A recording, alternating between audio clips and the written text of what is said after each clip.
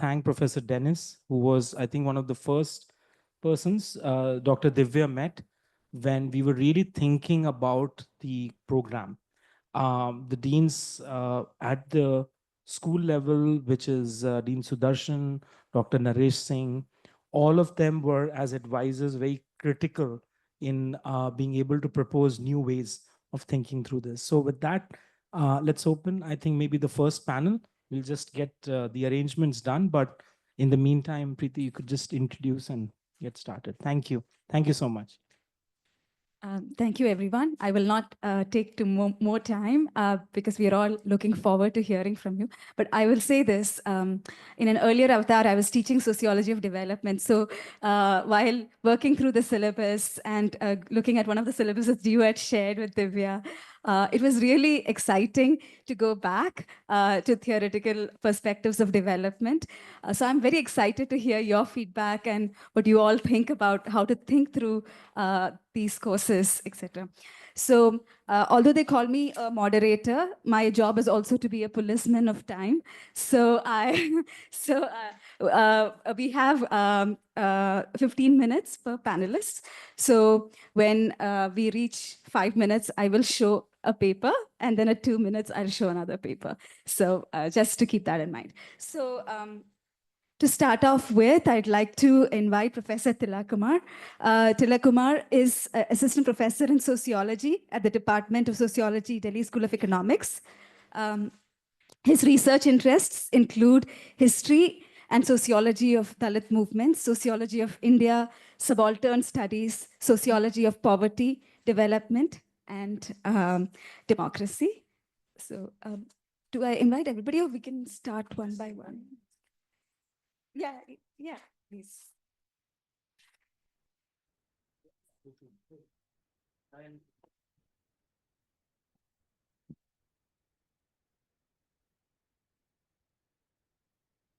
Very good morning to everybody. Am I audible? Yeah.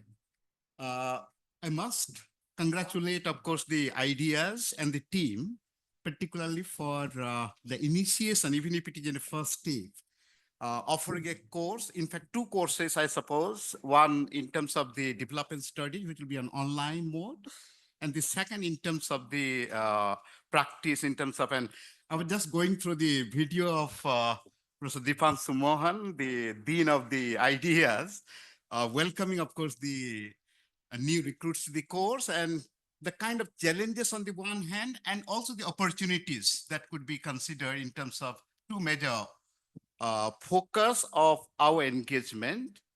And one can say that this is also something that trying to put development in the center of our discourses in time of ours is something which is as challenging as opening up opportunities. Probably this is high time that we talk about, we discuss, debate, and also deliberate upon development, given that development has for quite some time been taken for granted. It has not been either interrogated, analyzed, or for that matter, interpreted the way it unfolded subsequently. Given that we are talking about how development has been essentialized, not only in the discourse of development, we begin with, of course, the historical moorings coming from the number of baggage that we talk about development economics, and probably you all are already familiar with the kind of discourses offered within the development economics. But that is, on the one hand, we are talking about one of the axes, which could also have its golden period, golden age of development economics. And there have been a number of points of departure within development economics. And needless to say that, as Professor Mohan was also trying to say, in terms of the expansion and the extension within the domain of development economics. So I come from Delhi School of Economics, and we do have a center for development economics. And needless to say that this has been since 90s, early 90s. And again, having a wider actually coverage, both in terms of the team, the advisors, not excluding, one can say, Professor Amartya Sen, or for that matter, Professor Manmohan Singh, John Drees. So we do have already a legacy that we talk about development economics in our own university system. Needless also to say that there have been already a number of centers and institutes dedicated to development studies, both in the, if you say, global north and global south. Although these blanket categories are no more actually useful, there are already a number of pointers suggesting that we need to do away with this conceptualization of either the geographic expression, the global north, and the dividing line between the south, or for that matter, when you're talking about the three worlds, the first world, the second world, and the third world, these are already contested categories we probably need to talk about within the kind of curriculum that we are trying to build on subsequently. So I must actually congratulate in terms of offering these two courses as one of the focus of taking development to interdisciplinary engagements, not merely within the mainstream discourses, and aligning more so in terms of, say, development economics in particular, but also mainstream economics. Because when we're talking about many of the critics with regard to the mainstream and dominant discourses of development came through, have also been offered by economists per se. I suppose if you think of somebody like Amartya Sen, development as freedom, everybody may be well aware of, but he's also one who rarely thinks of development in a very non-economistic understanding and widening the horizon of development discourse, and more so in terms of philosophical moorings, whether we talk about welfare economics or development as freedom. Or for that matter, if you go back quite early on, whether we think about one of the pioneering institute, and I suppose everybody may be familiar with IDEA Sussex, Institute of Development Studies Sussex, and Professor Dudley Sears, if you talk about, he comes to look at, I suppose maybe the history conference that Manchester had in 1964, talking about the life, course, and also the depth of development economics, or for that matter, the limitations of the special case, given that the kind of theorization, the conceptualization, or the designs and models of development that have been offered by economists in general and also social scientists at large are not applicable in toto to the specificity of the, either we talk about third world countries or the non-Western world. So there is,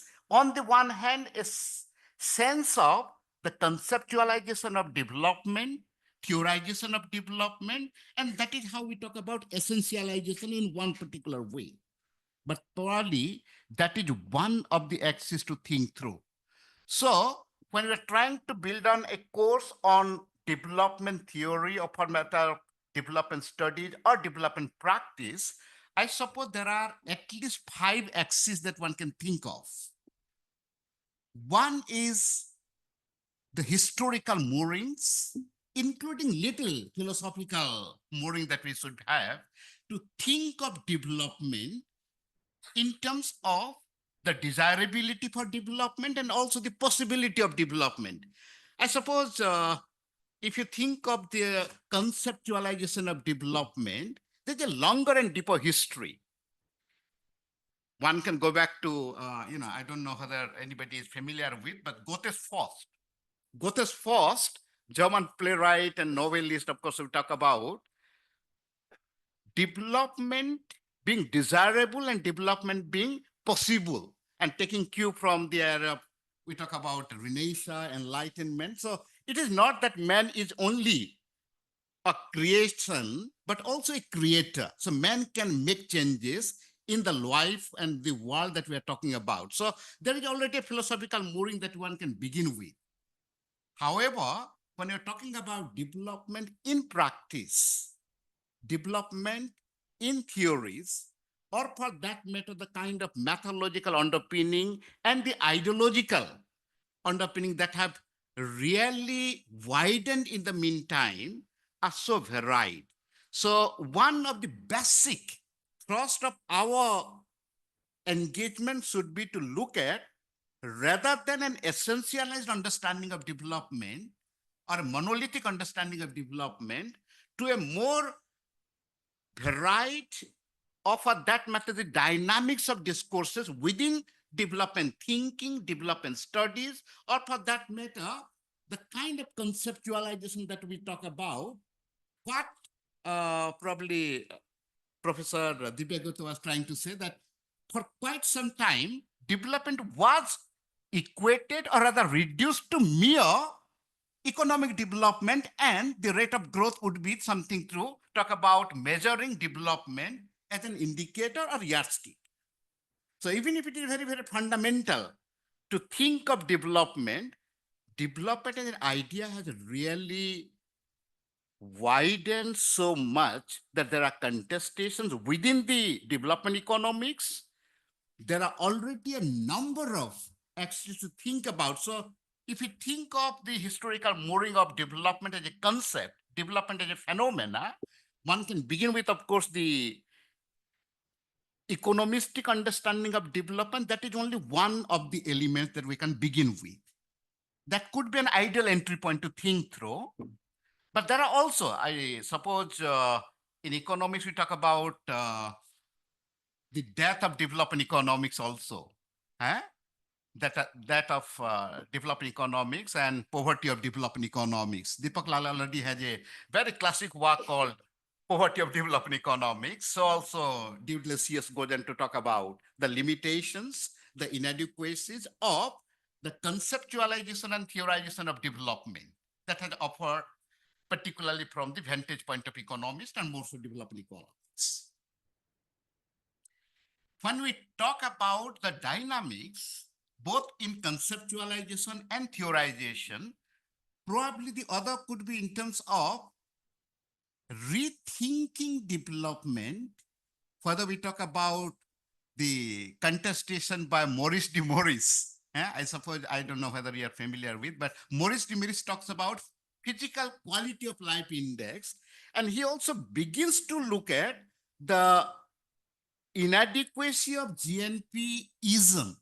GNP-ism revolving around GNP, GDP, including whether we talk about national income or at best the per capita head, So we talk about the inadequacy of these indicators and measurement of development. And he goes on to say that if you talk about the rank of different countries, 150 countries, he talks about a comparative study and shows that when we measure the rank of a country in terms of GNP per capita as against the PQLI, there are asymmetries, asymmetrical relationships. So even if a country has a higher GNP, it need not be having a higher PQLI or vice versa. Or for that matter, when you're talking about this idea of development as a process, and needless to say that rather than the input, there are ideas of development which are revolving around only input. So how much has been spent on development sectors?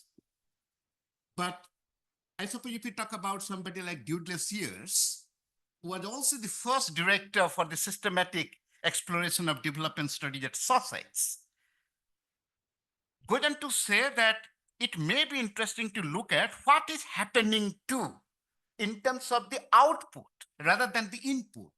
So whether we are considering to what extent the poverty has been declining, how unemployment has been declining, or for that matter, literacy rate is going up.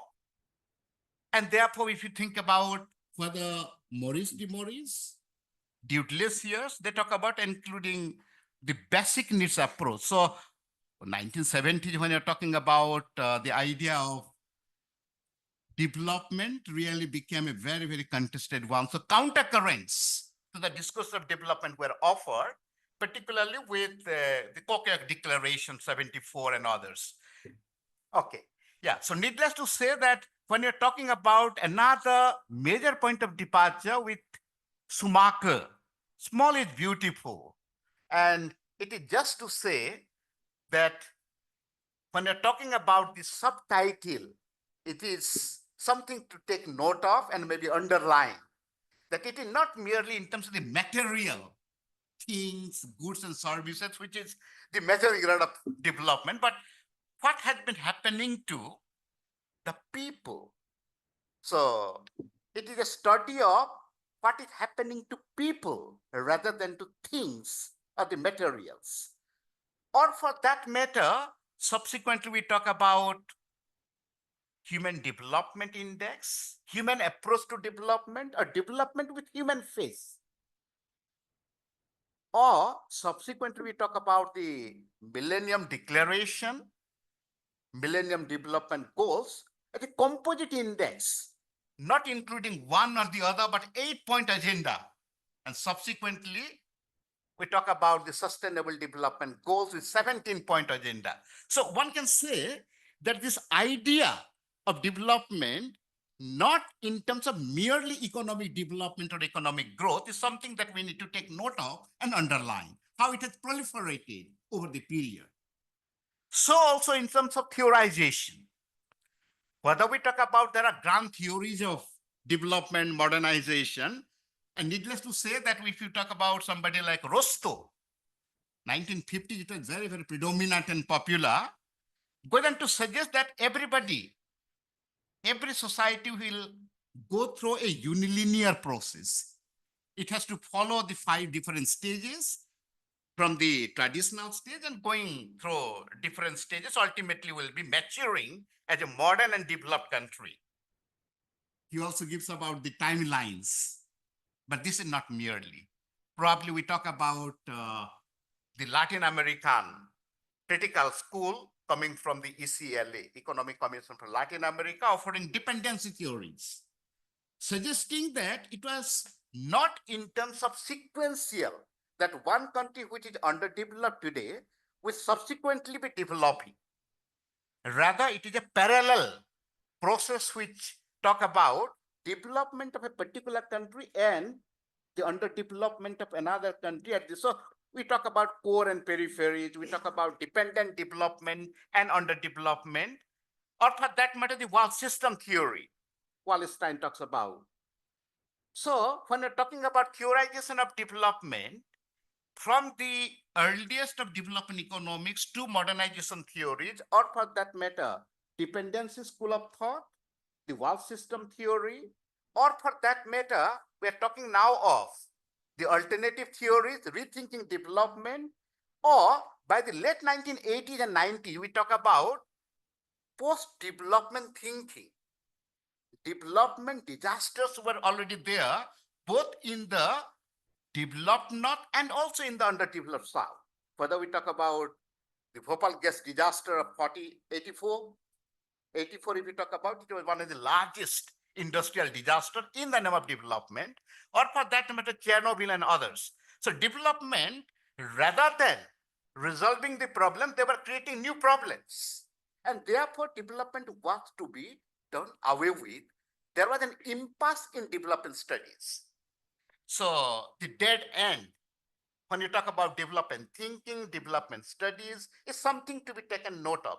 So what I would suggest in terms of the development of the curriculum is to bring about these dynamics, the discourses, and also the dilemmas. These are more in terms of the debates rather than offering a kind of essentialized understanding of development from our own vantage point. So it should be, even if we talk about the little historical and philosophical mooring,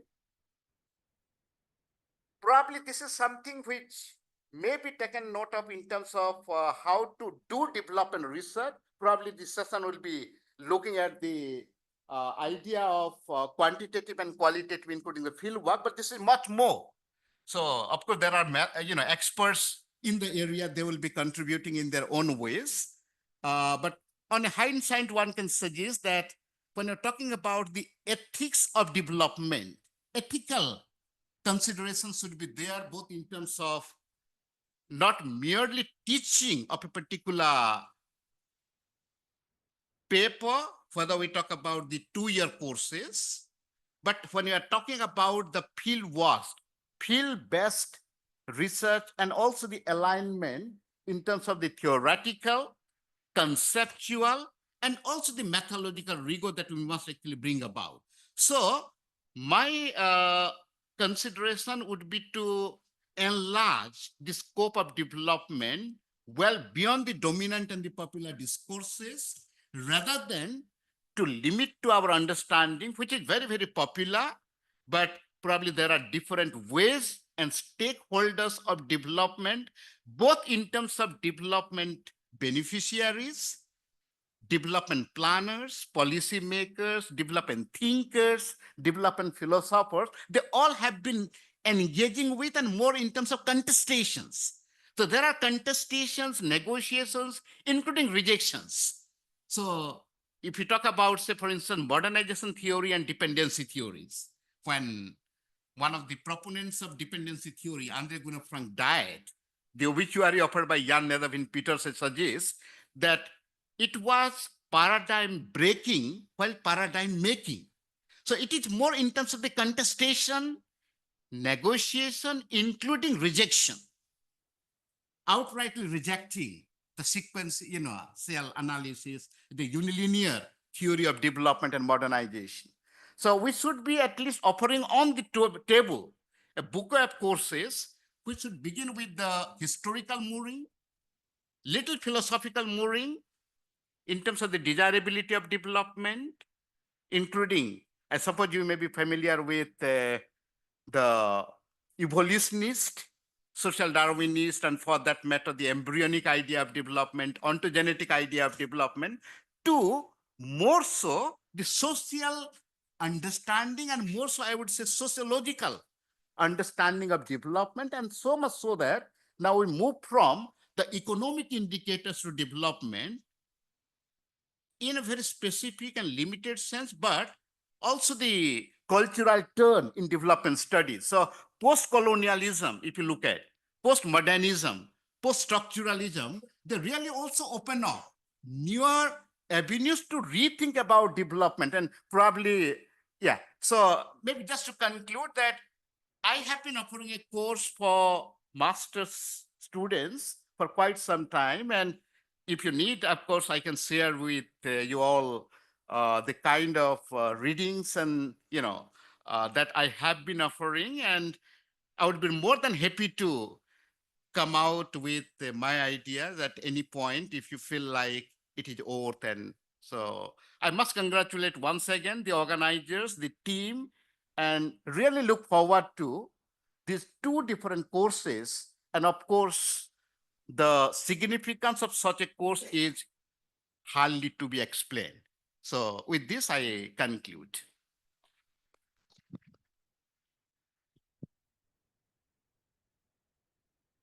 Thank you. So we are hoping to take questions at the end with everyone, if that's okay. Thank you so much, Professor Tila Kumar, particularly reminding us about the need to not think about development as a monolith, both theoretically and also this idea of, internationally in terms of geography as well. So thank you so much. Next, we'd like to invite Professor Dipa Sinha. Hope she's online. Yes. Professor Dipa Sinha is currently an independent researcher and visiting professor with Azim Premji University, Bangalore. Previously, she taught at the School of Liberal Studies in Ambedkar University in Delhi. She has worked on issues related to food rights, nutrition, and public health. And I've also drawn a lot on your work, so thank you so much. So once again, 15 minutes, and yeah, thanks. Thank you. Thank you, Preethi, and thank you, Deepanshu, for inviting me here. I'm really sorry I couldn't be there in person with you in the campus. And it's always exciting to have, I think, more discussion and more courses around issues of development, because we do need more sensitive young people out there to work on this and to ask the right questions.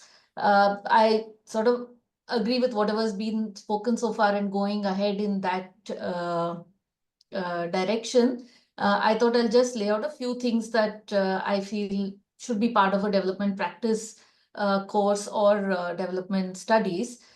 Before getting into that, also in terms of the broad approach, like everybody has been speaking already, it's quite important and it's well understood now also that development studies by nature is an interdisciplinary area, and the dominance of economics on this is something that seriously needs to be challenged, and it has caused a lot of damage to the area of development, as the other speakers have been saying as well. Along with the interdisciplinarity, I think what is also important is very context-specific kind of learning, particularly given that we are located in a country like India, where I mean, we have, if even though we don't get into a monolithic understanding of development, but in some idea of global rankings or where we stand or the kind of issues that the country faces, we have all of that here. So not to only borrow from existing kind of courses, I think it's a big advantage to be studying development studies located in India compared to, say, located in Sussex or in Kennedy School in Harvard or anywhere else. And we have to, if we look at it that way, then how would we design our courses consciously is something, again, that I think we should think about. So our students just have to step out of even Taj Mansingh to get an idea of what they're studying and how do we use that. So related to that field-based learning, it's there in your note. You guys have already said that that is what you would like to do. Just I wanted to add again another line there, that while we keep talking about the urban bias in development, actually one sees that in terms of development interventions, there is a certain rural bias as well, at least in terms of design, in terms of understanding issues of poverty, in terms of understanding issues of structural change, which is quite important given that 2/3 of the country and most part of the developing world is still quite rural. But at the same time, I think the issues of urban development is becoming quite challenging. And also, again, in the Indian context, particularly COVID, post-COVID, it's become quite obvious as well that we don't really understand the urban enough. That a lot of development work or development practice needs to happen in urban areas as well. So when you're thinking about field-based learning, I thought I should mention that taking the urban into account and taking again the advantage of being located not just in India, but now that you're located in Delhi, do we understand Delhi as a city? And how much do we understand it, at least for the in-person students? In all of this, two things as broad approaches, I think we again, it's already there, but just to keep in mind and be conscious is one is the entire decolonization of the discipline itself. So what are the readings that we are looking at? What are there is discussion in much of this within coming out from the global south as well. How much are we incorporating that and understanding and giving students also this critique as well, that it has been quite Western centric and it has been from the viewpoint of those outside saying, and this relates to the vision of development itself, that some countries have progressed and how do you bring others there? And so those who have progressed will tell us how we can reach their kind of approach that has been there to critique that as well. And a strong component, I think Professor Tila also mentioned it, of ethics and human rights underlying whatever we do and would be important. Within that, I think, like Professor Tila said, I do think that history is quite important. Historical context. I was teaching development economics, not development studies or practice, but development economics to both undergraduate as well as postgraduate students at Ambedkar University. And you do see that, and of course, so therefore, experience is limited in the sense that all my students in the classroom came from an economics background. in the MA program, and in the BA, of course, they came from school. But there, the historical understanding is quite poor, even in terms of just basic even ideas of colonialism, what that did, what it meant, why is the world, say, even in terms of income distribution, why is it distributed? Why do you see the patterns that you see today? Or even, understanding economic systems, what was feudalism, what is capitalism, even these things, which are currently absent, and partly also because, at least in economics, that in the mainstream now, economics curriculum at the undergraduate level, economic history has been completely done away with.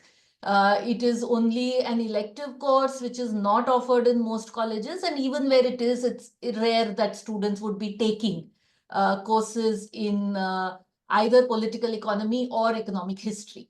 So and of course, your classrooms would be more diverse in the sense that I would assume that there will be students coming from diverse backgrounds.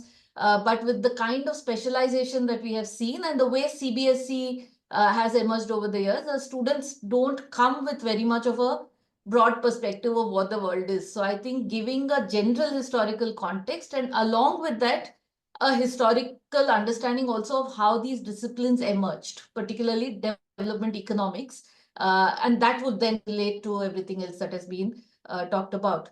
And of course, the other issue, which is quite important, which Professor Tila spoke about, Dipanshu, Divya, all of you have been talking about, is the whole issue of what is development itself. And I think that, again, is definitely worth an issue spending a lot of time on. There is a lot of literature. There are different ways in which development has been looked at.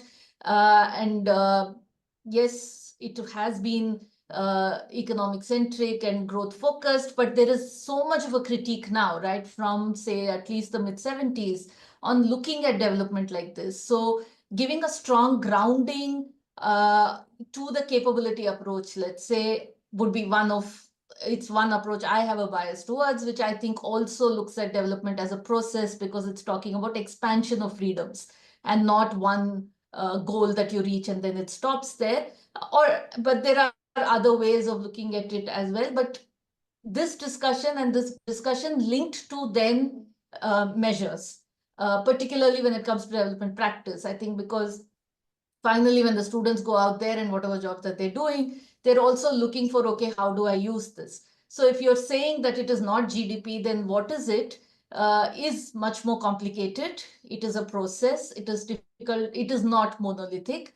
But at the same time, it is also not only the sustainable development goals. So a discussion on the measures as well, that while we have expanded measures on the basis of these theoretical understandings, the limitations of those measures, I think, is also an important discussion. Having said that, I mean, and so there are all these issues with economics and the way economics has looked at development. We've already discussed how it's done a lot of damage, but at the same time, I would like to make a case for development economics to be strongly there as part of the basic curriculum for any student, for development studies or development practice, irrespective of what background they come from. So in AUD also, we have a development studies master's, and we did have an elective in development economics, but what we saw was often it was students with an economics background only who opted for the development economics course. I think what is even more important is to expose development economics ideas to the non-economic students as well. And why I'm saying this is that while we have this critique, there is also this dominance of the discipline of economics, which kind of keeps out everybody else. And it's sad, but that's the way economics has emerged, as this very specialized scientific discipline that nobody can understand. So I think demystifying economics through a development economics course for all students is quite essential. And therefore, it should not end at just a critique of the narrow view of development as being growth, but actually understanding the mechanisms of growth itself and the way growth has been happening, and how does that relate to development. And that is what development economics is for me. Although currently development economics courses, again, across the world, particularly in the West, is largely focused on evaluation methods, randomized control trials, causal analysis. So I'm not talking about that kind of development economics, but what used to be traditionally taught, I think, many years ago, or what we learned as students, where it was not even called development economics, but we learned it as part of political economy or part of macroeconomics. But just understanding this process of growth, and that it is not just anti-GDP, but also that it is the nature of growth. There is no, just as development is not monolithic, growth is not monolithic either. There have been different growth pathways. What that means in relation to everything else that we are speaking about, I think a little bit of exposure to that is necessary. The example, the anecdote one of you gave, Divya or Preethi, about the student asking that if we reduce inequality, would growth reduce, and what that does that mean? I think is a question that this course should help students answer, not just those who come from an economics background. So topics like inequality and development, inequality and growth, structural transformation. So what do we mean? Rural to urban, agriculture, industry. These, sometimes we brush them off by just critiquing them, saying that they're very monolithic and there's this like, path of progress and so on. But actually, what is it? Are there still challenges? Employment generation, for instance, continues to be a huge challenge. So just saying that these topics should be included in development economics in a way in which economics itself is demystified and as something that students are able to understand, because this is the broader context in which they will be working in whatever roles that they are working. So issues like globalization, trade, broader political economy is something that they must have a view towards. In that, I think also there are exciting alternate visions that are being discussed, and some way to incorporate that into the curriculum. I'll just mention two. One is from the whole space of feminist economics, the understanding of care, the role care as an economic agenda has been developing quite a bit. It's of course not an entirely new idea, but over the last decade, there is a lot of discussion, not just in the global south, but across the world, on looking at care as an economic agenda. And then what does that mean? So it's a completely overturning this whole idea of productive, reproductive, and then GDP being reflecting the productive economy. The other is coming from people working on climate change and the environment, which is the whole debate around degrowth and the donut economy and so on. So that's another kind of challenge to growth. So that's another area I think can be included. Of course, not to say, therefore, that make it development economics dominant, just to say that that should be part of the curriculum as well, and not throw it away entirely, but definitely centering around rights, democracy. These are the values that students need to go out with. And if we think about expanding rights, expanding freedoms, then what would development economics look like as well?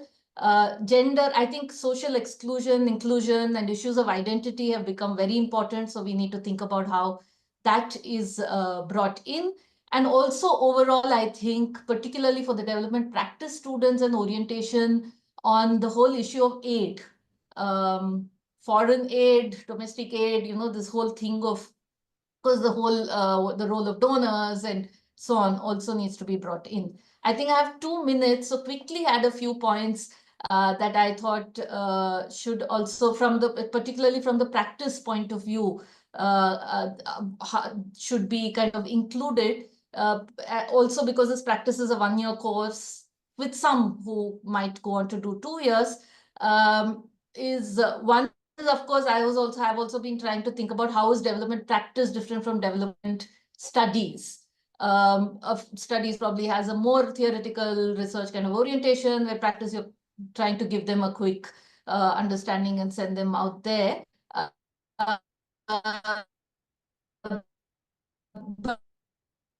But therefore, for practice, it needs to be outlined, but are very important again is, one is the data analysis and visualization. Just as we need to demystify economics, I feel we need to demystify pie charts and bar charts and make everybody feel like they can all make them. It's not rocket science. Introduction to data systems in India. So just like, what are the kinds of data available? What is it that you can use? NSS, NFHS, PLFS, census, there's a whole, and trying to understand how do you read public data? How do you, not everybody needs to know a STATA or an R. All these surveys, everything, all the data that's collected comes up with thousands of pages of reports. So how do you read data? How do you read policy documents? How do you read budgets? Demystifying all of this as well. Research methods, again, it's there in the course. I think that's very important. Basic research methods, not again evaluation methods, which is different now, not trials and causal kind of stuff, but even just basic research. How do you learn as you go along? How do you get feedback from the field if you're working at that level in some sort of a systematic manner so that you're not biased?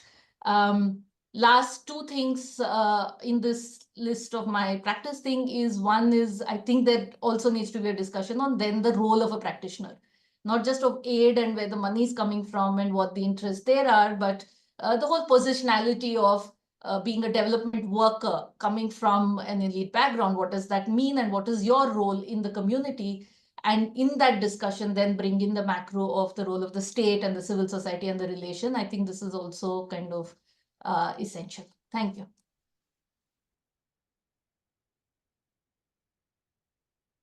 Thank you so much, Professor Dipa Sinha, and I hope you'll stay till the end as we wait for the question answer session at the end.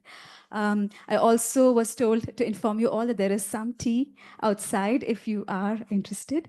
But just reflecting on what Professor Sinha was saying, there was a lot to think about on development economics as well. But I was also particularly interested in this idea of the rural bias in interventions, but especially in the context of Haryana, where does rural and urban, end, is a very important question that we might need to think in the course. So thank you so much.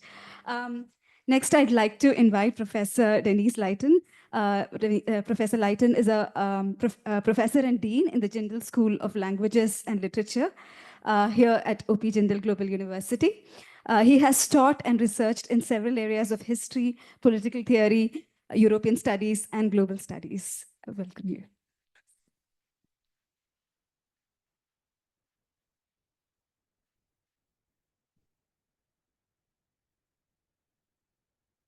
Good morning, everybody. It's still morning, I guess, on Sunday morning. I'm happy to be here, and I will try my best to contribute something new to what has already been said, perhaps in the way of maybe reworking to a certain extent or adding a couple of things. Thank you to Dipanshu and Divya for inviting me to participate in this. They were too generous. Divya, I think when she met me to have a brief conversation, maybe back in October or something, she must have discovered within about 27 seconds that I probably couldn't contribute very much to this program, or maybe it was even 14 seconds. But we had a nice chat nevertheless, and I shared some of my thoughts and limited experiences about, my involvement with programs in other universities, academic programs in development studies and development practice. I'm very happy to follow here my former colleague, Dipa Sinha, who, just as I expected, added a very sensible, interesting blend of practical observations as well as theoretical reflections about what development practices should be, or what it might be and how to conduct it. My previous speakers have already, and Dipanshu himself have already pointed out a certain delicious irony in the fact that if this program is conducted off of this campus, it's probably going to be at the Taj Mansingh Hotel in Delhi. I wouldn't call it a disaster of development, but a certain delicious irony in that. A couple of people have already pointed out, I think very usefully, that within development studies and even effective, or shall we say, targeted development interventions in India. There does happen to be a kind of research and practice bias towards the rural, which of course is easily justifiable, given that 2/3 of the population of the country is still technically defined as rural, although as the previous speaker pointed out, and several others have pointed out, how does one take on or comprehend an environment or a particular site such as Haryana, right? Here we often use the term peri-urban, right? Peri-urban. India's and peri-urban environments are quite vast and challenging in their own ways. Previous speakers have already talked about the need to have a kind of historical grounding for students in such a program, at least to the extent of having some kind of, historical, quasi-historical study, investigation of what we call development paradigms, what they were, where they emerged from, for what purposes, how have they been used, how have they been misused, that sort of thing. As someone who's trained as a historian and still teaches history, even as I'm supposedly teaching literature, students find history quite boring overall. I blame teachers in this country for that, actually, in schools. Blanket condemnation here, probably unfair, but a lot of students come to college in India, and not only in India, with great distaste for history. Nevertheless, in a program like this, which is after all, a postgraduate level program, MSc, I think it's inescapable. It's really absolutely necessary to have some kind of, not necessarily in the form of specific courses, as Dipa pointed out. Courses in economic history have been kind of relegated to the optional or elective category, which is kind of a shame, but there are reasons for that. And I think in a program like this, one has to kind of overcome that by finding effective ways of introducing a historical and even a sociological element, and particularly to get students to understand the significance of, again, what we call development paradigms, and why they have been used and misused, and how it is that we might move on from those paradigms. As has already been said, approaching the subject or the practice, if one wants to call it that, from within debates within economics, I think is a false starter. I think whatever consensus there might be among the faculty or the people who will be involved in running this program, I get a sense that there's already a kind of, at least a soft consensus, that, staying within, using developments within development economics as a starting point is probably not going to help students or practitioners very much. And other presenters have already mentioned the importance of understanding, for lack of a better word, I think it's a perfectly suitable word, ethical dimensions and ethical debates, even in terms of, as again, the previous speaker mentioned, measurement of what?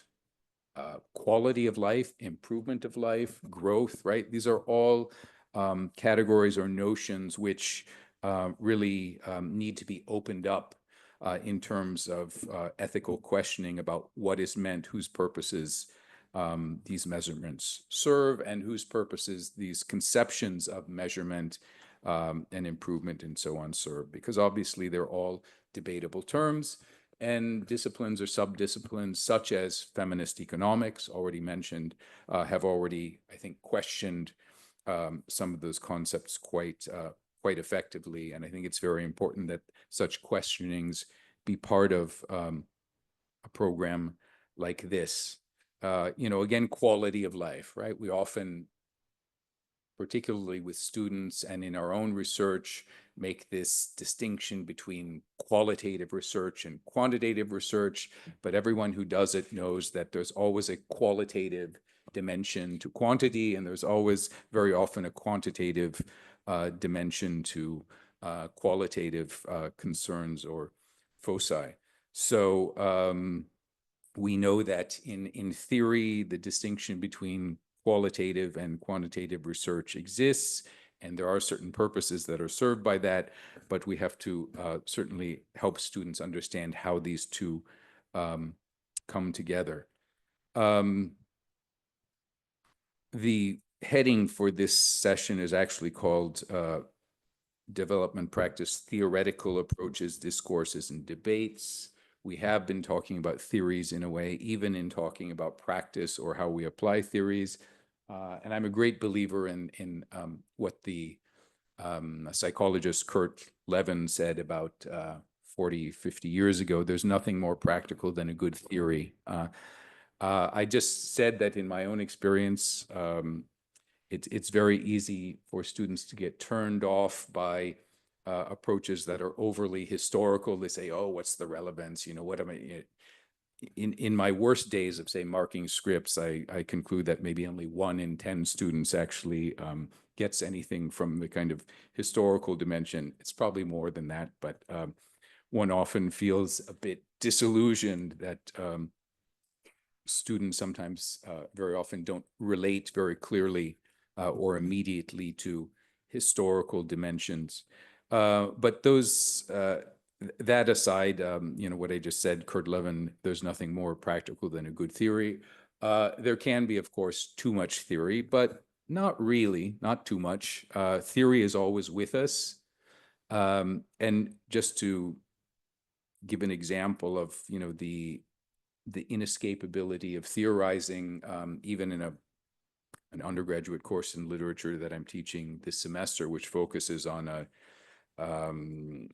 late Victorian British thinker and artist, poet, often described as a utopian socialist and as a literary utopianist, William Morris. I was, in preparing for a class, I was thinking about how to relate his concerns from about 1890 to the conditions of industrializing and rapidly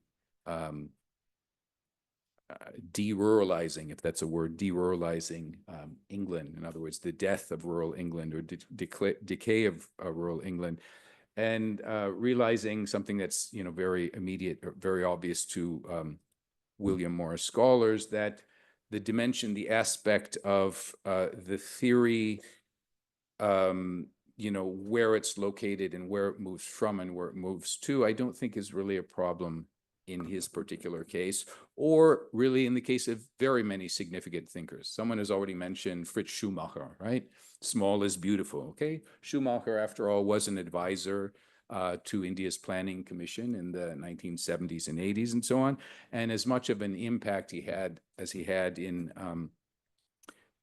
Britain and Europe and North America, he certainly had a very immediate impact in thought about scale, you know, scale of so-called development. So what does this have to do with theory? Again, just to bore you with a particular illustration, just to think about how I'm teaching my next class in the particular course I mentioned. There are all kinds of theories that you know, emerge, I think, from William Morris's thought, which are readily applicable to the specifically Indian context. I mean, I will be talking about how Morris's idea of crafts production had an immediate impact, an immediate resonance in India, both among colonial administrators and Indian artists, and what we might call early, you know, development practice pioneers, people who talked about the importance of preserving or trying to save or rescue crafts production in India in the face of industrialization and the larger, not only, you know, narrowly economic, but the wider social and I might say ethical purposes served by small scale production and working within smaller communities rather than always focusing on kind of the widest national scale. I mean, as important as Swarajist thinking was, within Swarajist thinking in India around the turn of between the 19th and 20th centuries, there are all kinds of people who were thinking locally. So I didn't explain that very well. What I'm trying to say here is that this might be a perfect example of someone saying, oh, you're looking at this Western white guy and his theories and how they're applicable to India. I don't think that's really a problem, because there were all kinds of practitioners, including artists and craftspeople in India at that time who were aware of his particular ideas. And I don't know whether adaptation is really the correct word to use. The point is that there was a resonance, okay? There was a resonance between what Indians were thinking at that time, certainly at least Indian intellectuals as well as artists and craftspeople were thinking in terms of national development and holistic development and so on.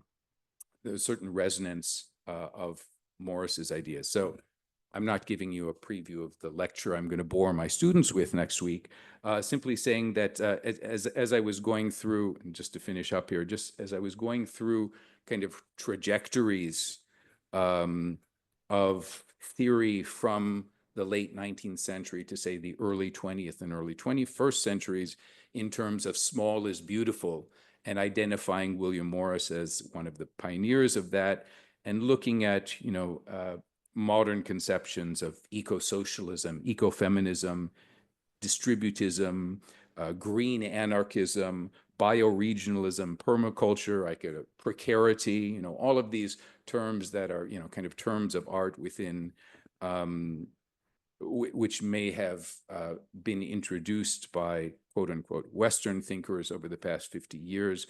All of them have immediate applicability to India, or as we often like to say, countries like India. You ever notice when we say countries like India, we always mean India specifically, but yes, India specifically. These theories, and again, there's been a very quick overview here of, say, ideas of the development of underdevelopment and samyamin and dependency theory and so on. These are still useful touchstones, I think, for learning about development practices and learning how to literally practice development in whatever terms we choose to understand. So thank you. Pardon me for some rather maybe scattered comments about this, but I really found it challenging to follow my colleagues here who had quite interesting things to say about the state of the art and how one moves forward. Thanks for your patience.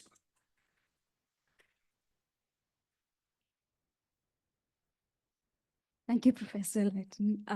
And thank you for reminding us that, it's been interesting to hear different people say we should bring back development economics, and then to think about historical theories again in Indian context. So thank you for the reminder.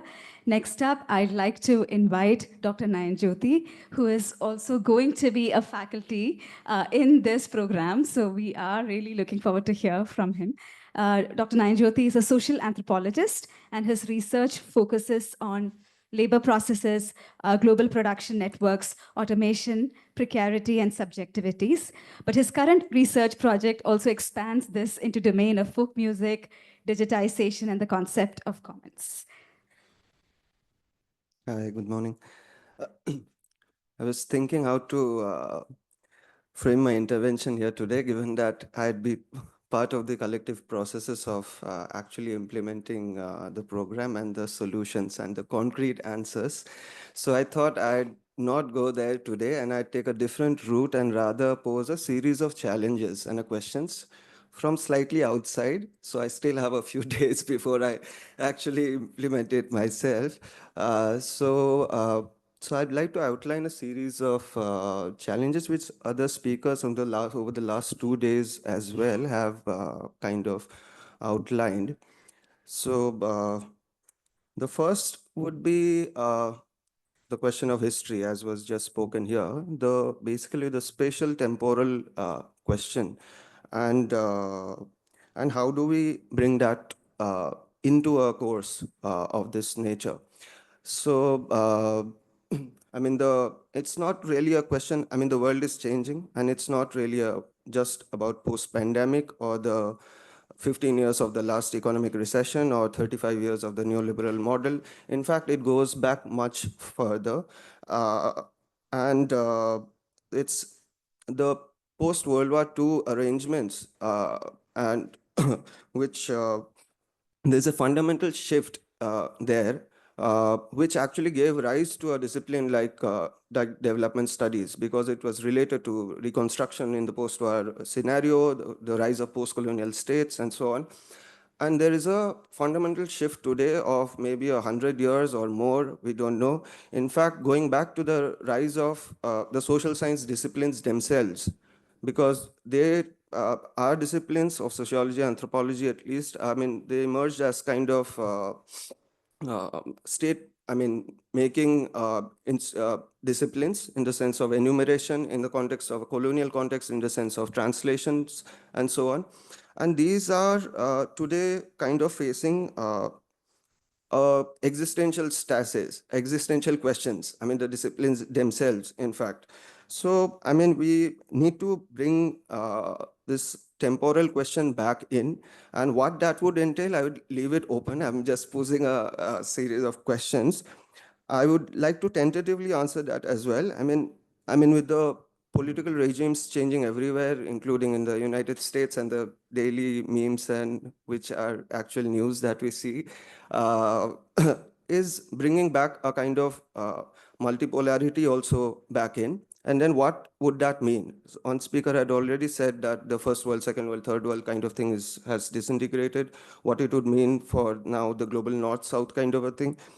So what I would say is that we need to bring back, I think, history as well as the real life, real world messiness back into our courses.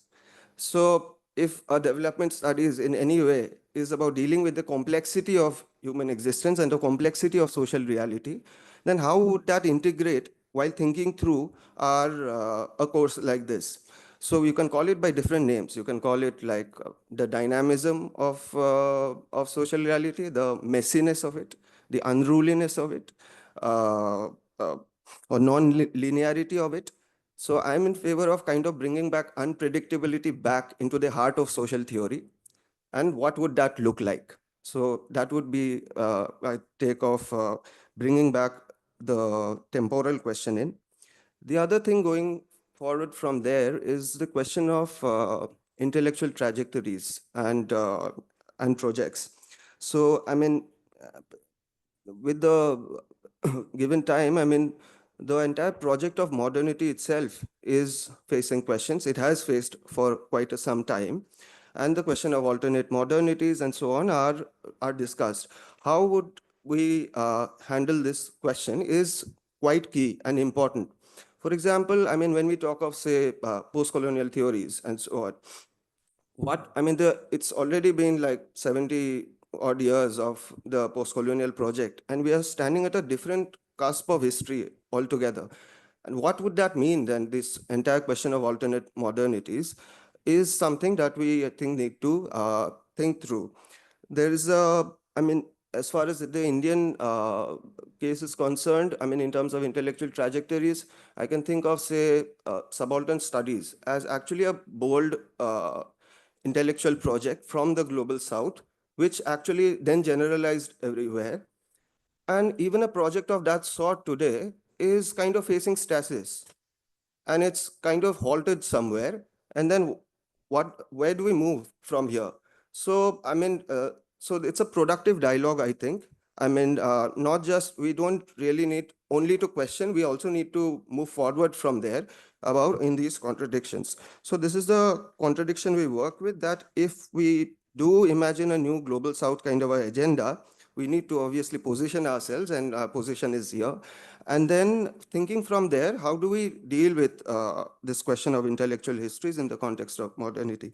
The third question would be around the question of technology.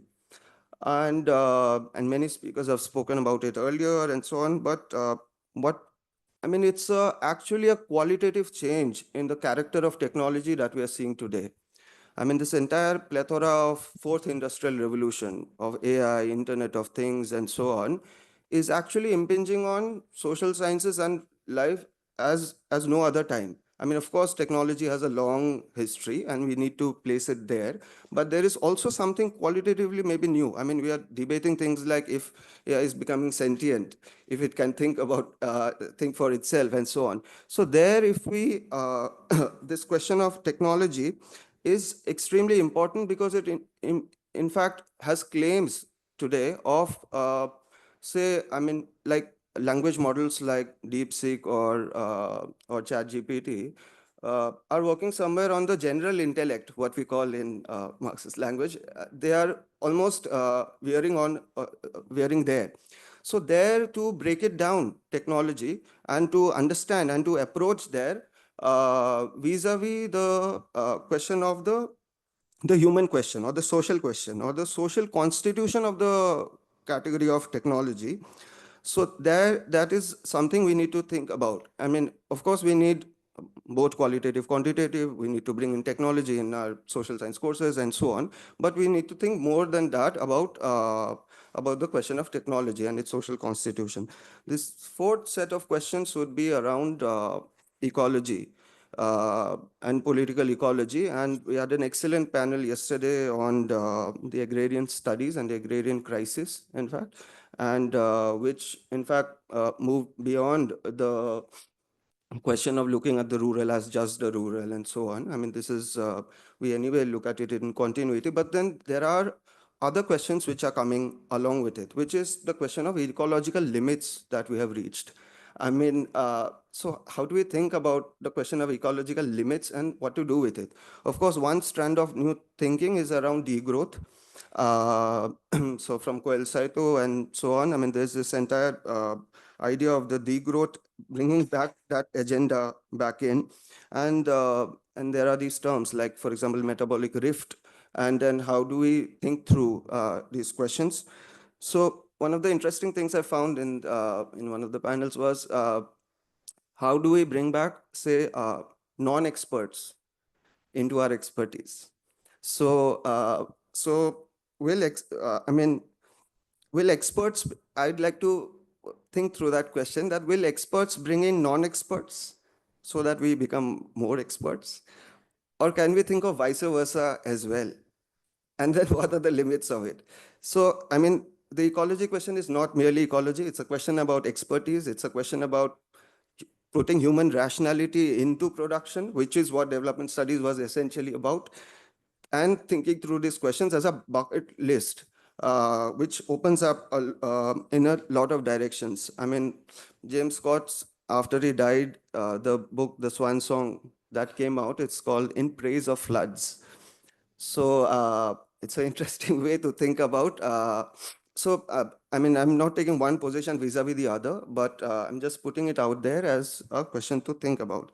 The fifth question would be around the question of feminist methodologies, which, I mean, of course, development, not only a question of, say, service delivery, trickle-down economics, and so on.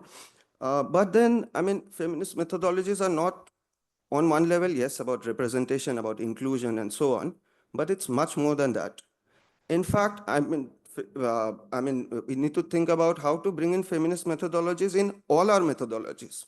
I mean, and not treat it as a separate women's question or a feminist question. And then what would that mean? So that would mean, in fact, questioning the entire social whole, social reality. So bringing back the question of social reproduction, care, as Professor Dipa already outlined, and the question of the social whole. The sixth one would be the question of planning versus projects.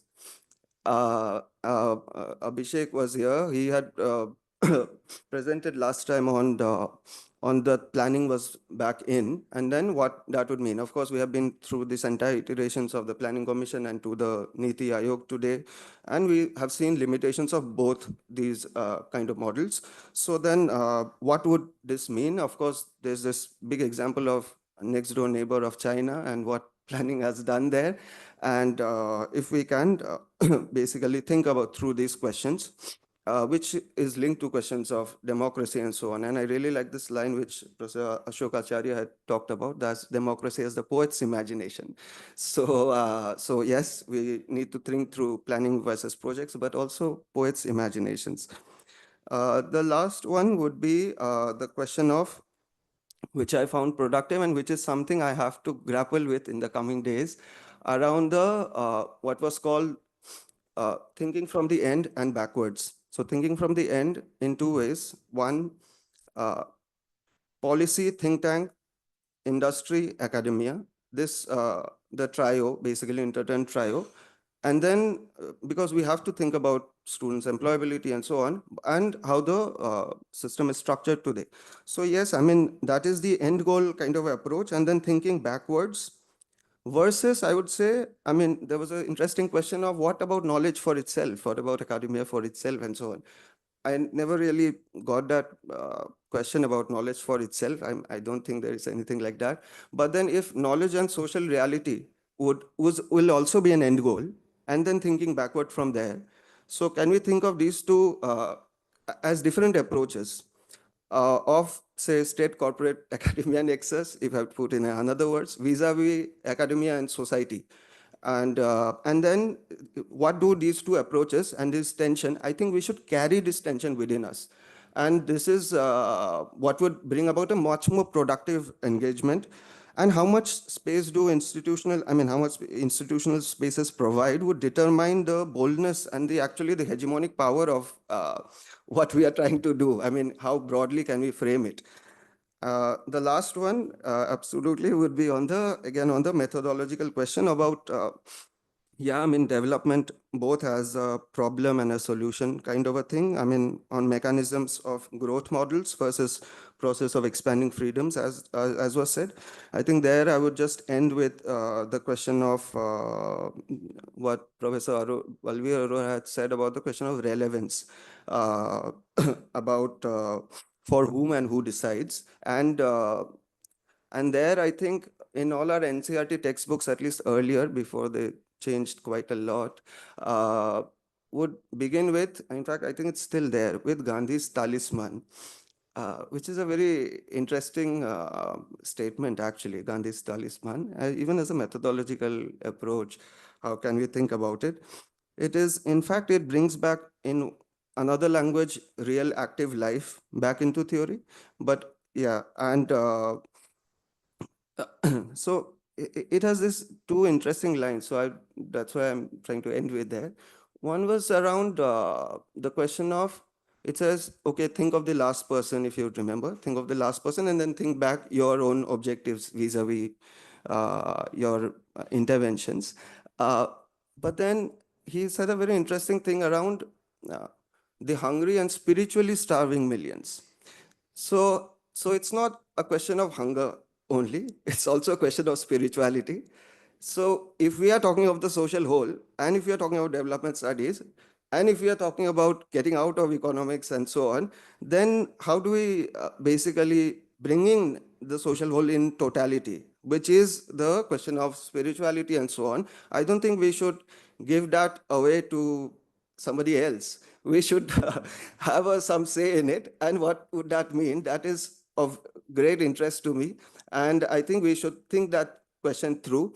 I mean, it's not just development economists. We anthropologists have been equally have sinned in this respect. I mean, development anthropologists have been tied initially to, say, USAID and so on, and have, in fact, worked quite closely with World Bank into certain agendas, which now, strangely, USAID has gone off from some other quarters altogether. But I mean, what I'm trying to say is, what does it actually mean to bring? And the second point from Gandhi's talisman, which I'd like to end this, is with the question of self. So yeah, I mean, there's a intervention element to it, but there's also a self-effacing element to it. That yes, you intervene, and in the intervention, there's a self-effacing quality to it. What Professor Dipanshu Mohan had talked about, the humility and due respect, that would be an important way of approaching the entire question. So yeah, I mean, thank you.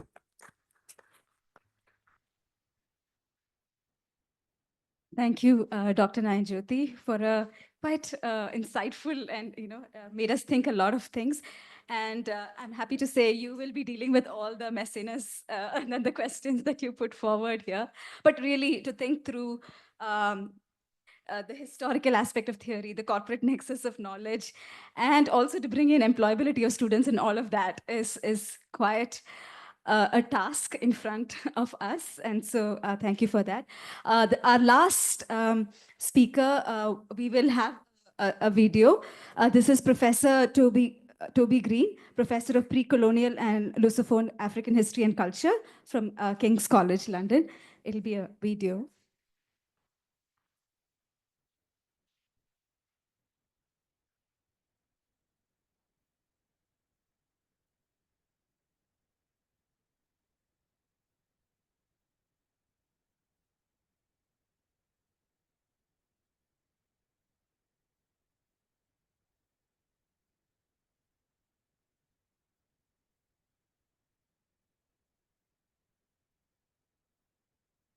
So while we are waiting, but we'll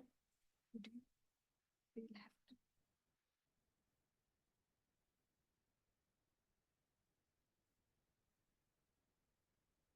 to. Okay. Yes.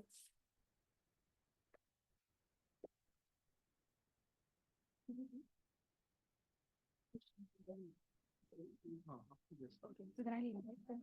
Okay, can I please invite the panelists to come forward so that we can have a question answer session.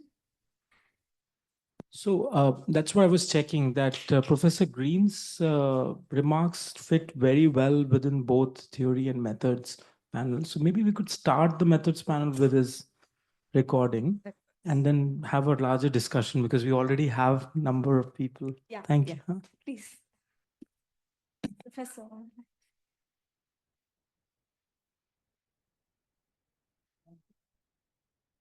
You can sit here actually. No worries. You want to sit here?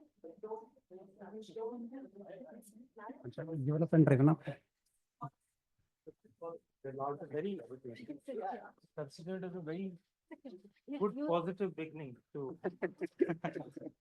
start with Professor creative. Tila, you want to sit here?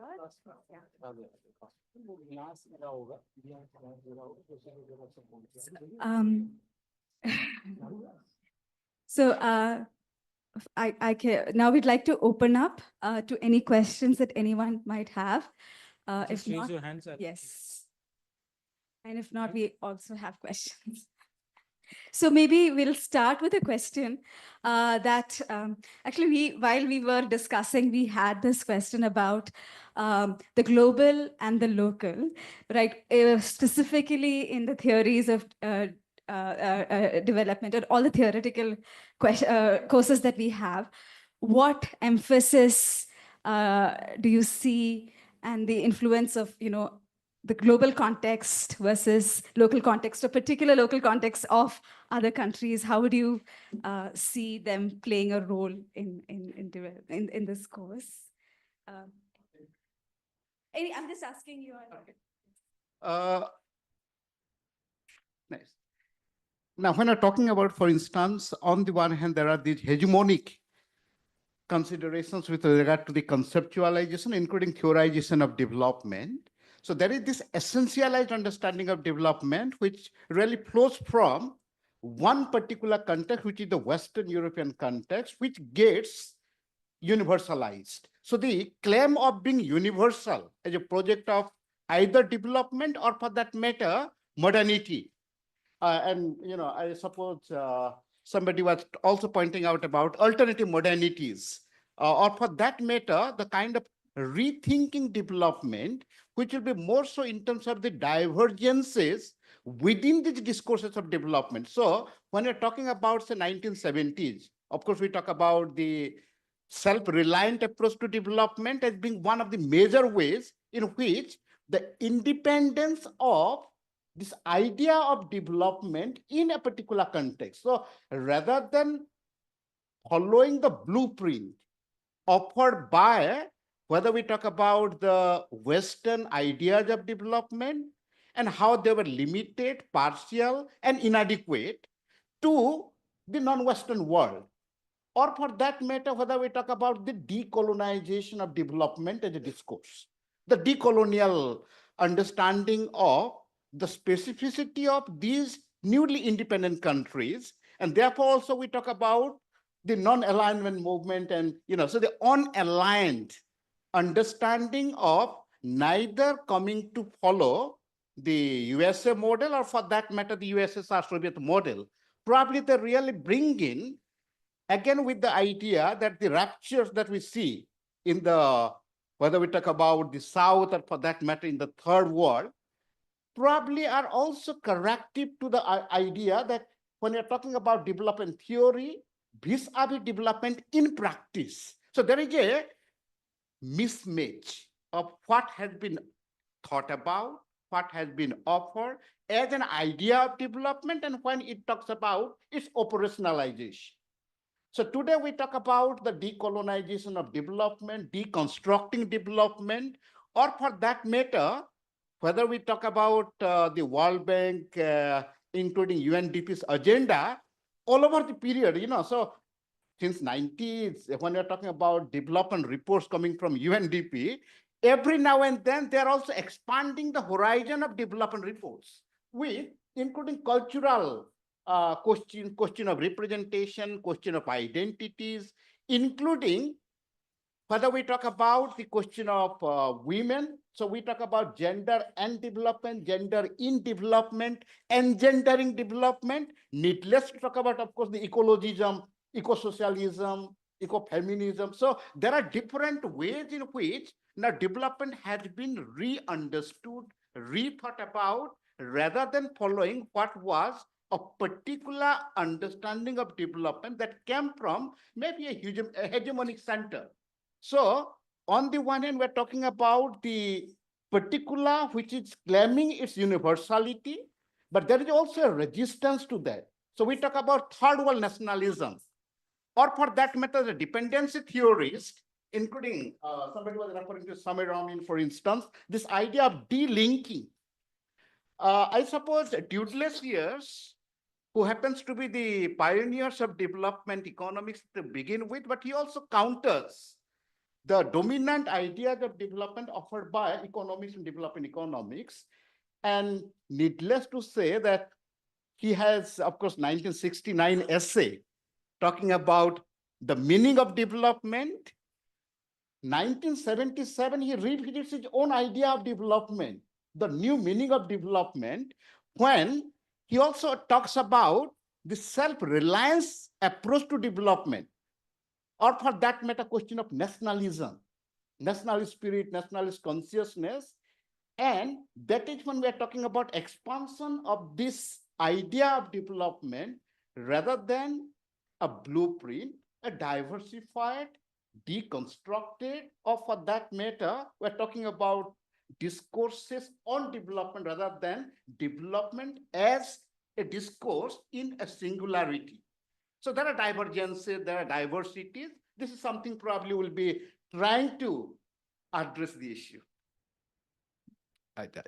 Very well put. I would just add to that, there's no use in, denying Western hegemony in thought and so on, or looking at the ways in which Western theories have been applied as universal and so on. I'd only say that you use the word operationalization, right? Operationalizing the concept in very many different global situations, or you might say local situations, has been the force of decolonization itself, right? It's through that process that these decolonization has happened, and I don't think we should lose sight of that. And that's, we can debate on whether we're teaching the history of development theory, or whether we call it the sociology of development theory, or simply the intellectual, foundations of development theory. I think that's the key part of the story, which should pervade many of these courses and applications, right? Just the way in which these concepts have been contested and modified, often in very significant ways. And of course, the decolonization, not to misapply the term, has been internal as well, right? If we talk about, it's kind of cliche to talk about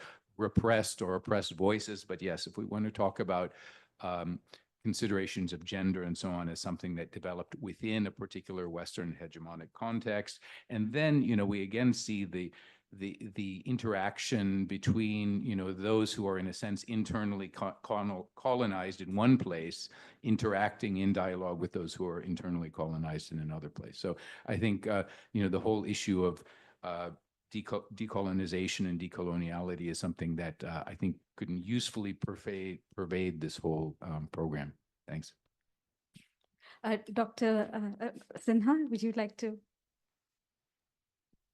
One line I wanted to add with this to your question of global and local. I think both Dennis and Professor Tila have responded. Also, to be wary of the danger of romanticizing the local while critiquing the uniform. I think often the response to saying decolonize or or localize ends up being quite uncritical of the local. Just keeping that in mind. Thank you so much. And Dr. Yeah, I agree with actually Professor Dipa Sinha. And so, I mean, if we like today, all the bathrooms in all the airports of the world are similar. So there's a certain uniformity everywhere, and then there's an aspirational aspect of the local also to plug into that. If you and then if we actually, it requires a lot of intellectual work to what would not just scaling up of the local to another global, but then what would that tension actually bring forward? I mean, given alternate models of growth and so on. I mean, for example, in questions of ecology, agrarian studies and so on. So yeah, I mean, that's a tension to think about. Say, for example, I mean, there's today the dominance of data. So there's big data, big pharma working with big data, and that is, and whatever local inputs that would be, you cannot really escape that reality. And then how exactly do you handle that question in terms of from what local context? Is it an individual local context? Is it the Indian context? Is it the Chinese context which is operating there? On what frame are we talking about the local? That becomes extremely important, I think. So yeah. We have questions from the audience. Two quick things. One, of course, I take Professor Deepa's point completely on board in terms of romanticizing the local. But that said, I don't think we should also lose sight of the fact that this is a development practice course directed primarily at Indian students who are going to work in an Indian development context. So in that sense, I think it is important. I will dwell on this more when I present in the next session, but it is something that they will have to realize. There are unique situations with relation to development practice in India, perhaps dissimilar to many other parts of the world. And it is important that we localize, at least to the extent of being able to explain those dissimilarities. But my question is to Dr. Nayanjyoti, really, to pick up something that you said in between in terms of the experts wanting to learn from the non-experts. I mean, speaking personally, I'm a bit of a development anarchist, and I rail against the structures and hegemonies that exist in this space. So I really question the use of the word non-expert itself, coming from a participatory communication perspective, especially, or a participatory development perspective. What is a non-expert? How do you define a non-expert? And why do we consider them non-experts? So I think in some ways, our use of that terminology itself kind of subscribes to some of the hegemonies we are talking about, isn't it? So our willingness to learn from the ground is going to be very important in terms of a course on development practice, I think. Just wanted your response to that.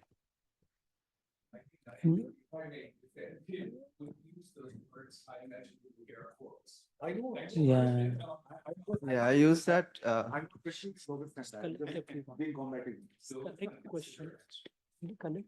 Yeah, no, I picked that up actually from a discussion that we had the day before on the first session. So, I mean, that's the terminology. It's not my terminology. It's I picked up from there. In fact, I had overturned that question. That's why. Is a vice versa possible? I mean, learning from the ground is one thing. What would the ground gain from I mean, ground gain from you, that's another way. I mean, like, for example, here in ideas, we have two initiatives. One is solidarities, the other is gap. In fact, this is, I think, what I get is we are trying to uh, uh, tackle through. That is whether how much are we contributing vis-a-vis what are our own limits, vis-a-vis what the ground can take from us. So I think, yeah, I mean, I'm in favor of that. So yeah, I mean, no, don't go by the terminology. See, I suppose when I'm talking about this is just not a non-challenging actually question. In fact, this is something which is very, very fundamental to the thinking about development. Because on the one hand, we're talking about participatory development, but again, Rajini, Uma Kothari already have actually had a radical critique to that also. Now, when we're talking about development practice, there are already at least some centers recruiting professor of practice. I suppose this is something which is already there. KISS, if you talk about Kalinga Institute of Social Sciences at Bhubaneswar, they already have dozens of recruitment which are called professor of practice, and they need not be having gone to any school. So when I'm talking about epistemic communities, so when I'm talking about this hierarchy between the expert and or vis-a-vis the non-expert, probably this is already a fundamental question, but this is also getting reversed.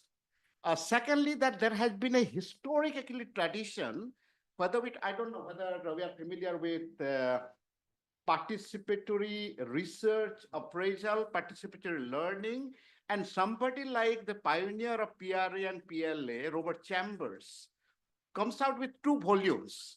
One is called Rural Development, Putting the First Last, and the other is Whose Reality Counts, and it is a reversal of the strategies, suggesting that it's a very, it's like a mantra that he offers, that the development expert must come to sit with the people that he is going to talk to, learn, take lesson from the people. So the whole school of thought that we talk about from the 70s came out with, rather than projects for people, projects with people. Peter Oakley has a huge volume called projects with people rather than projects for people. So generally when you're talking about perspective from above and from below, so development is being thought about as a blueprint coming from, say, New York to London, and of course to Delhi, to state capital, to district headquarters. So there is already a sense of how development as a blueprint comes and to be implemented on the ground. So the beneficiary in the remote corner of the village that we talk about, maybe in Kalahandi or maybe Kalahari, will be waiting to be developed. But that is no more the case. One is also trying to say that people as a resource, development has to be considered taking people as a resource, not as a targeted beneficiary. So probably there are major points of departure already in these traditions that we already are into. 1970s, 80s, these are already available discourses. So this is something to be factored in. So just for efficiency of time, we'd like to collect some questions together, and that would be and bring this panel to a close. So and everybody will answer. Yes. Yeah. No. So I have a mic. I have 2 very sort of quick interventions. Professor Sinha, definitely one of the things that would be nice to also know is what we are projecting as part of the course main visibility among students is to see whether there are specific skill sets that they can have by the end of the program. which would mean that they're trained in areas that could allow and make them more employable. Master's programs tend to work in a very different way than undergraduate programs. There's as much of perceptive learning and imagination that you're trying to incubate, but they're also practical. Students expecting are also practical about what kind of employment opportunities. So I was hoping if you could very briefly sort of reflect that if you're looking at a mode of learning, let's say through workshops going beyond courses or let's say within courses. And the word skill is also very contested and it has its own problems. So I'm trying to be just talking about where making the program more employable, if there's some reflections you might have. And very quickly, what Nayan mentioned, very glad that you brought the aspect of the self here. I think a lot of times, and one of the things that I'm hoping that as we ourselves, as teachers, as part of the program, really incubate is while talking about the state society dynamic, you bring the self in that. The S, the missing S, which tends to often not be factored. A glass got shattered. The person who is responsible for venue management was asked in, but it was not him who brought the glass. It was two women who came in and were requested to do so. There is a certain degree of awareness, perception of our own space that you want students as part of a program. See, any practical learning requires a certain degree of self-awareness, and that very moment which you want to bring that education is a force should embed. Whether you call it development, practice, or whether you call it whatever you need. My at least I can speak for myself. My hope with this program is that by the end of it, there is a certain degree of self-awareness of where we are positioning ourselves, not be guilty of our own entitlements or privileges. There are hierarchies in every society. But my point is that as what you design, the awareness of where you are and what you're trying to do comes as a very central force. And I think that you've mentioned within the element of self and spiritual conscious awareness is very critical. Thank you. Anyone else? Any other thoughts and questions? Hi. This is just in regards to what Professor Leighton said about this idea of there's no practice without theory. Um, in my own teaching, specifically with the graduate students from public policy, there's always this pressure that they have that, oh, we are in a graduate program, so our focus should be just getting on skills and technicalities that help us get a job more than anything else, right? Then it becomes very easy, very difficult as an instructor to actually make them understand that there's a reason that courses on theory are being taught to have a greater understanding of why you're doing what you're supposed to do. Now, I am expecting that even in a course such as that of development practice, we would be having many young professionals as such who have just started their career, and at the same time their focus would be again kind of using this program as a way to just ramp up their skills and make themselves more marketable as such in the job market. In that way, in that sense, how do you kind of emphasize this idea of giving importance to theory as in the same aspect of methods and other skills for that matter? Thank you, Ramesh. We have Yeah.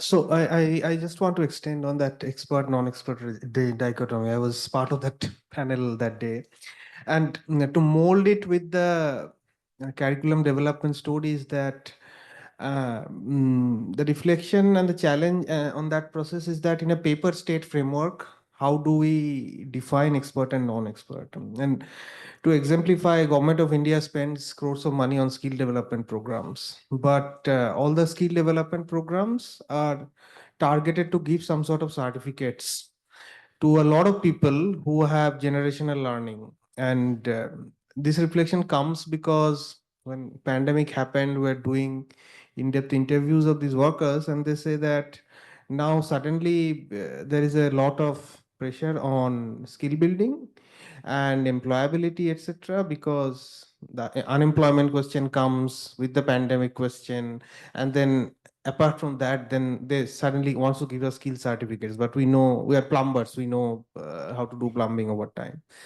So from a program's perspective, I think it's an open question that we are actually going to contribute to that. Like a lot of people, as Namesh kindly pointed out, is will be already working in that space. And the challenge would be to, and the question that forth is that how to also make a process of co-learning better in that space, to also do iterative teaching. That's the question that I want to pose, and why, how do we do that? You know, like how do we learn from field experiences from those people, as well as incorporate that to enrich the ability of those people in a better framework, either theory or methods. Conventional methods help to some extent, like one good example could be National Sample Survey has a lot of, it's a very structured survey process. But at the same time, a lot of NGOs and civil society organizations are doing parallel surveys. What kind of learnings they are getting in comparison to a structured survey process, and what can be given back to them?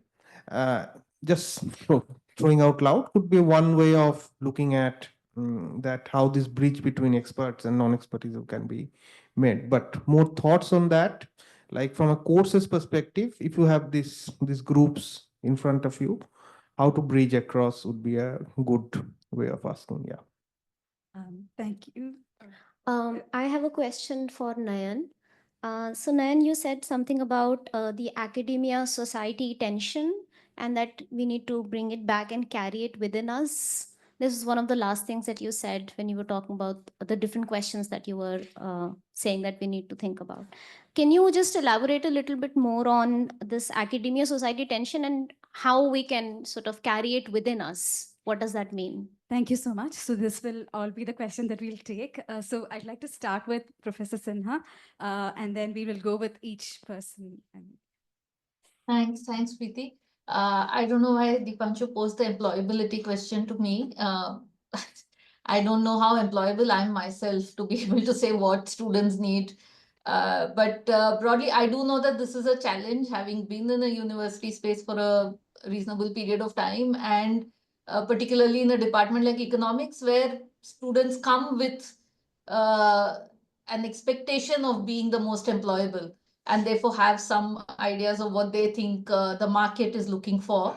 But I think the challenge is to balance what students think the market is looking for, what really the market is looking for, and what we think students should learn in such a program.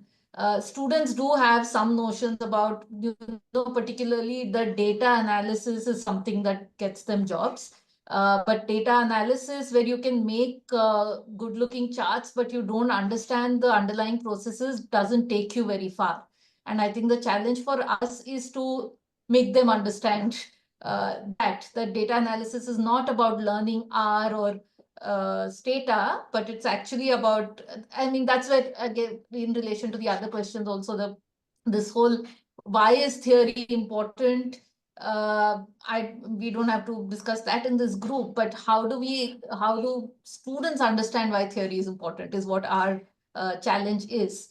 And there, I think, other than, of course, all the academic theoretical reasons for doing it, making the theory that we're teaching context specific, therefore, also makes it much more interesting and relatable to students. Again, I'm speaking from a very economics experience.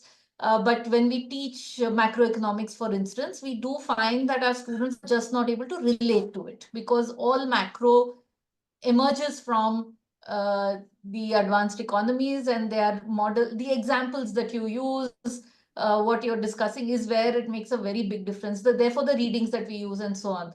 So just to the earlier thing also, when I was saying not to romanticize the local, I go back to my initial presentation where I began also with saying how context is very important, both historical as well as geographic. That is one way it kind of equips students, and that's one way to make them also feel that they are learning things that are useful, quote unquote. So if they have an idea of current development policies, therefore the certain things that I said about how they're able to read a policy document, but also we are able to teach them that it is having this theoretical understanding helps you to read that same policy document very differently from just reading it for the text that it's saying without having the background. I think that is the challenge. But from the other point of view, as not really an employer, but somebody like all of us do, looking for good RAs or people, I do work a lot in the practice space, even for looking for younger people to join the rights-based movements and networks to work in our secretariats. The big challenge we find still is to get this combination of having the right orientation, of being sensitive, along with these basic, I don't know, skills. I would say they are skills of being able to articulate what they see, to be able to generalize from an experience and to link it to existing theories. That is really the skill set finally everybody, I think all of us are looking for. So how do we build that would be a challenge. Thanks. Thank you so much, Professor Sinha. And I'll request Professor Leighton. Yeah, I'm not really sure how to intervene in that because, I mean, I think there's a utility in constantly raising the same questions and coming up with provisional answers. But just a stray thought. Well, I think this is related about going back to what Professor Dipanshu said about the importance of self-awareness and co-learning. I don't know. I think it's relevant to consider that a lot of research ethics boards these days, you know, either within institutions or on national or even international levels, require that as part of a project, there has to be a kind of feedback that happens. This isn't directly related to the issue of the expert and the non-expert, but a lot of grants are only given or, you know, or approved on the condition that someone conducts a project, call it an intervention, and at the end they're supposed to say, have some kind of process of informing the supposed beneficiaries of the project what's actually happened, right? This is what we did. This was your part in it. You gave these inputs, or we surveyed you. Again, this is rather kind of violent language, which puts the expert on one side and the non-expert on the other. But I think making that a requirement does help us understand the perils of this expert, non-expert dichotomy, and gives the quote unquote non-expert an opportunity to say, well, you say this happened, but I have another, you know, interpretation of, you know, I have another idea, or as the supposed beneficiary, I wonder whether this has really happened. So of course, there are always some bean counters who have to duly record these comments and so on, but there might be a kind of ameliorative process that happens because of that requirement. This is making it very technical, but in what Dipanshu was saying, it just occurred to me that probably within, you know, kind of, you know, rules or regulations of research ethics, that's probably a good development. Thank you so much. Professor Tila. Maybe just as a concluding remark, I can just reiterate that a course on development practice may and should ideally include one, beginning with the historical mooring, even if in a very cursory level. Second, in terms of the various ideas of development that have been conceptualized over the period, need not be discounting upon including the development economistic view of development. Thirdly, in terms of the theorization or theoretical orientations, of course, we have a longer and deeper history.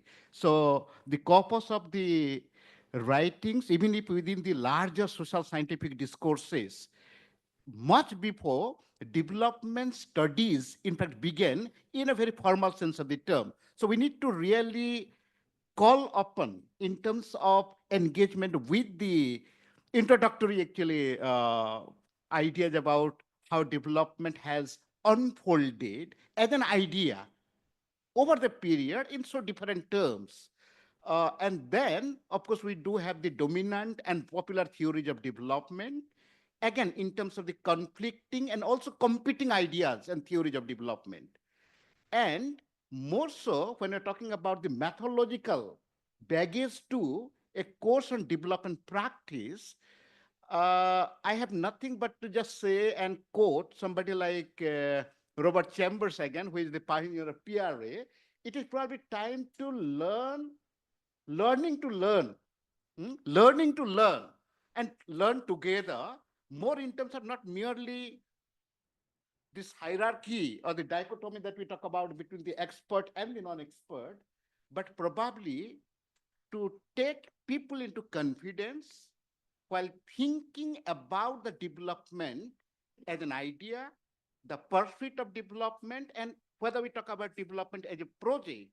And that is when you're talking about participatory development and also participatory learning and participatory research appraisal.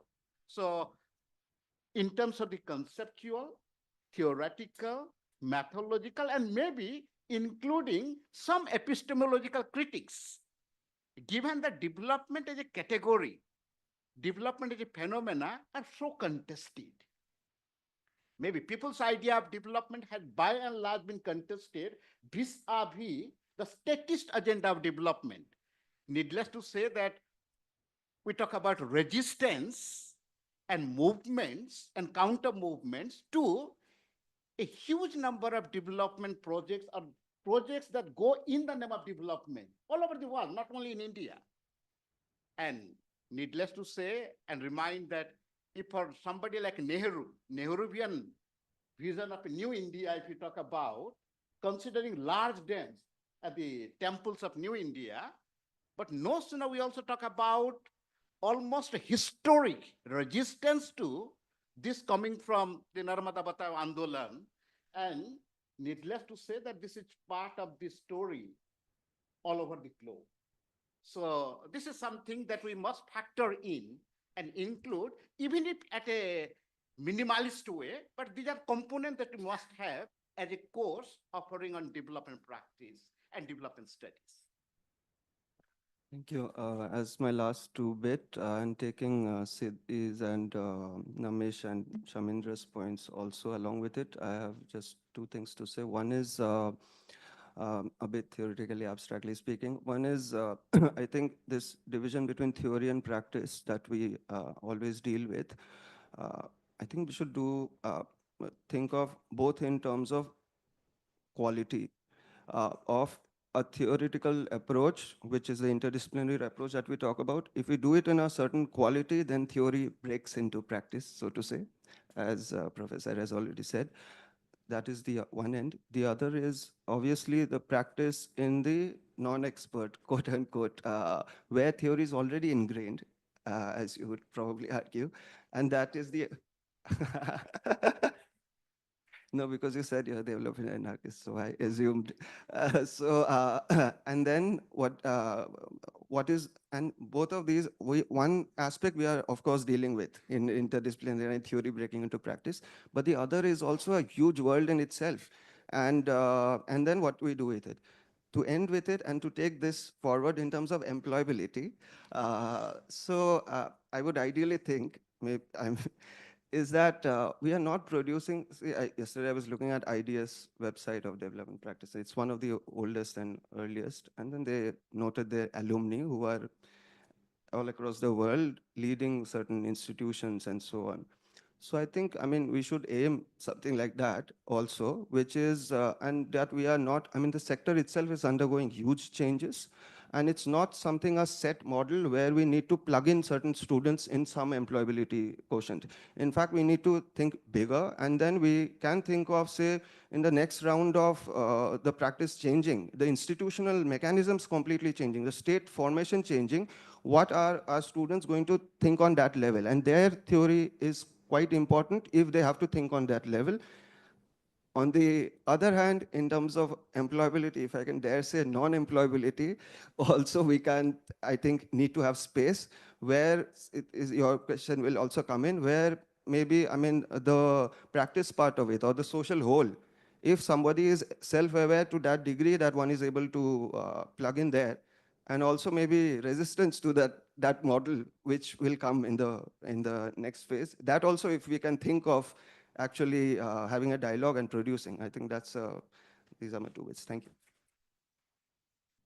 Thank you so much. Thanks to this panel, we have no more time for any more questions. Thank you so much for all your insightful comments and interventions.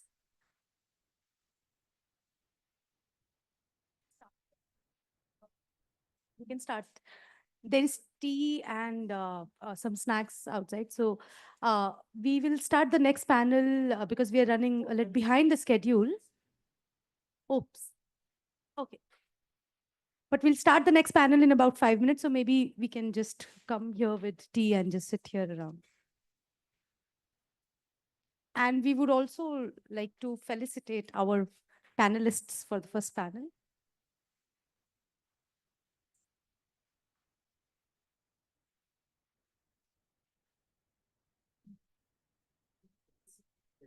Okay.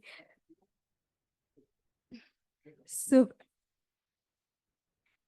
we'd like to thank all the panelists for taking the time. Professor Tila.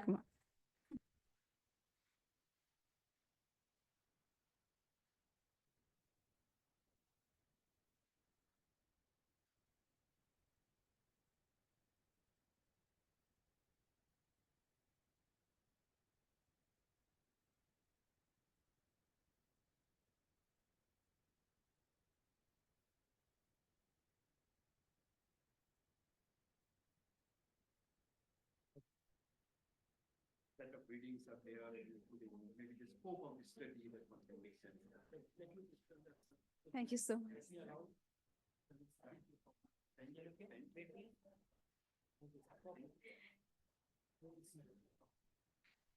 Professor Light.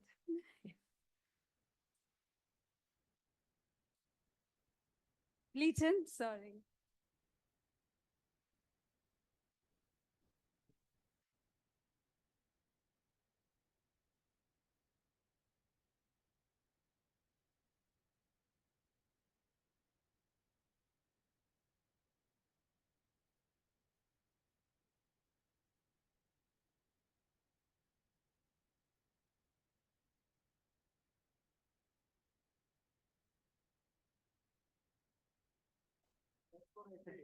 There is a lot of people who are in Thank you. of Scouts. Thank you so much, everyone.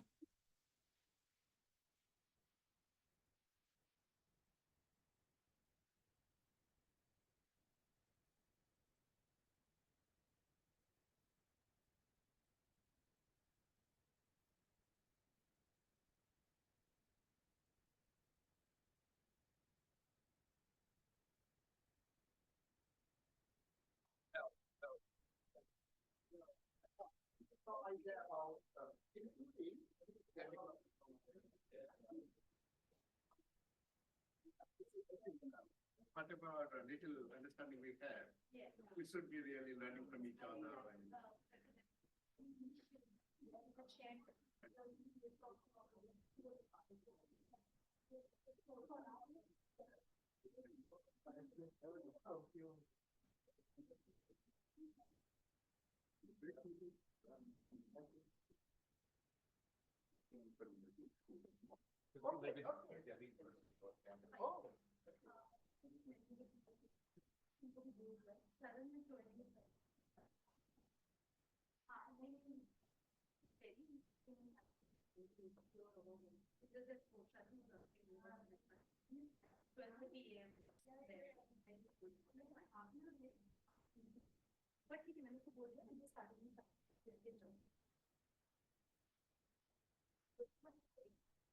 The panel is titled Methodological Approaches and Tools of Inquiry into Development. And I invite Professor Sandali